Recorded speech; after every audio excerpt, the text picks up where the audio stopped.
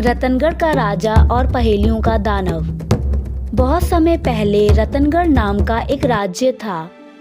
उसके राजा का नाम था राजा वीरेंद्र। राजा वीरेंद्र अपनी बहादुरी, दया और ईमानदारी के लिए पूरे राज्य में मशहूर था। एक दिन राज्य में खबर फैली, उत्तर पहाड़ों में रहने वाला पहेलियों का दानव जाग गया है। यह क्या कह रहे हो? अब तो विनाश होगा। हाँ, मैं सही कह रहा हूँ। कहते हैं कि वह दानव किसी को भी पकड़ ले तो पहेली पूछता है और जवाब गलत मिला तो उसे अपनी शक्ति से पत्थर की मूर्ति बना देता है।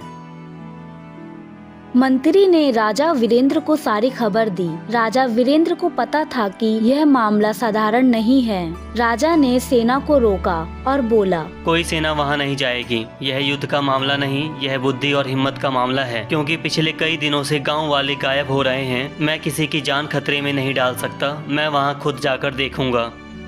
महाराज, यह यात्रा शुभ नहीं लगती। जहाँ डर है वहीं जाना जरूरी होता है।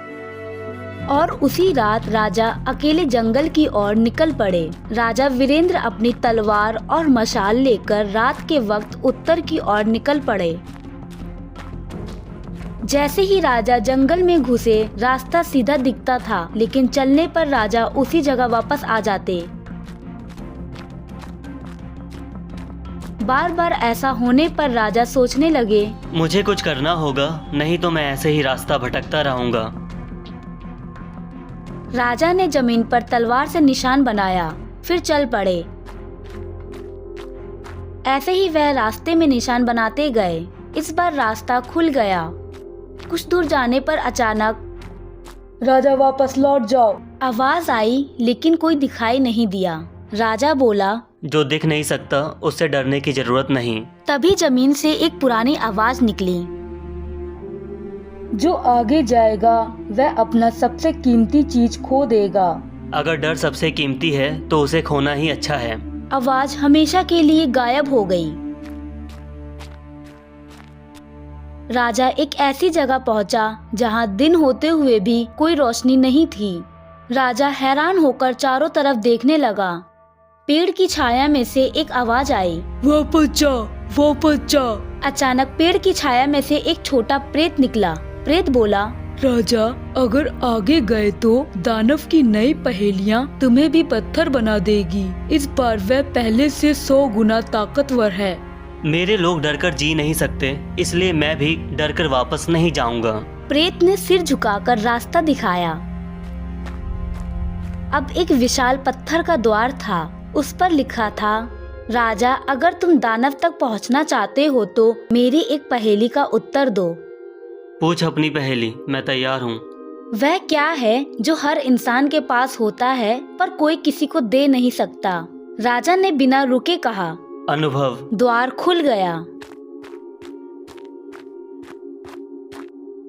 राजा एक बड़ी घाटी में पहुंचा। उसने देखा दानव ने लोगों को पत्थर की मूर्तियां बना दिया। उसमें कुछ बच्चे भी थे। राजा की आंखें भर आई।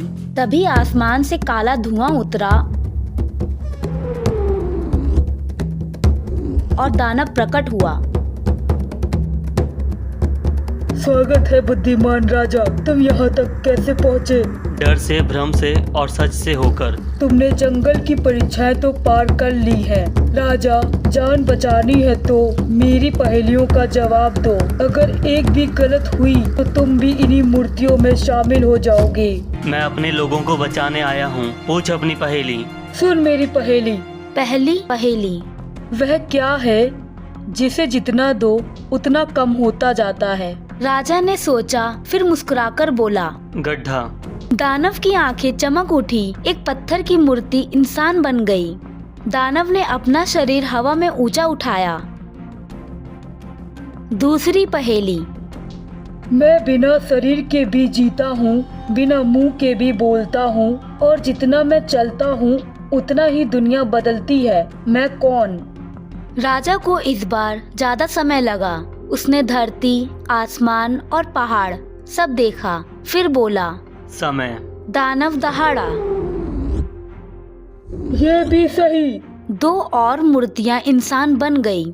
दानव अब बहुत गुस्से में था। उसने राजा के चारों ओर काला धुआं फैला दिया। तीसरी पहेली, वह किस चीज का नाम है जो सबके पास है पर देखते सिर्फ दूसरे हैं। राजा एकदम शांत खड़ा रहा। उसकी तलवार नीचे गिरी। एक गिरी हुई तलवार से उसे संकेत मिला। वह बोला, नाम। हर इंसान का नाम होता है, लेकिन खुद वह कभी नहीं देख सकता, दूसरे ही बोलते हैं। दानव चकित। 3 मूर्तियां और जीवित। दानव गुस्से में। एक डरावनी गर्जना। अब असली खेल शुरू। आसमान लाल हो गया। बिजली कड़कने लगी। चौथी पहेली। वह क्या है जो पैदा होते ही मर जाती है? राजा ने सोचा। कुछ देर बाद बोला, छाया। जैसे ही अंधेरा आता है उसकी छाया जन्म लेते ही मर जाती है। एक और मूर्ति जीवित हो गई। दानव और गुस्से में। दानव ने अपनी पूरी शक्ति इकट्ठी की। उसकी आवाज चारों दिशाओं में गूंज उठी। 5वीं पहेली। अगर मुझे बांटोगे तो मैं बढ़ जाऊंगा, अगर मुझे छुपाओगे तो मैं सबको दिख जाऊंगा। मैं क्या हूँ? राजा बहुत देर सोचता रहा। इस बार उसे किसी तरह का संकेत नहीं मिला। समय बीत रहा था। सारे लोग भय से कांप रहे थे। थोड़ी देर बाद राजा के चेहरे पर हल्की सी मुस्कान आई। वह बोला, राज। दानव आपे से बाहर। तुम ये कैसे जान गए? क्योंकि राज जितना बांटोगे उतना फैलता है, और छुपाओगे तो सबको पता चल जाता है। और लोग जीवित हो गए। अब एक ही पत्थर की मूर्ति बाकी थी। 6ठी और अंतिम पहेली। जीवन मरण का फैसला।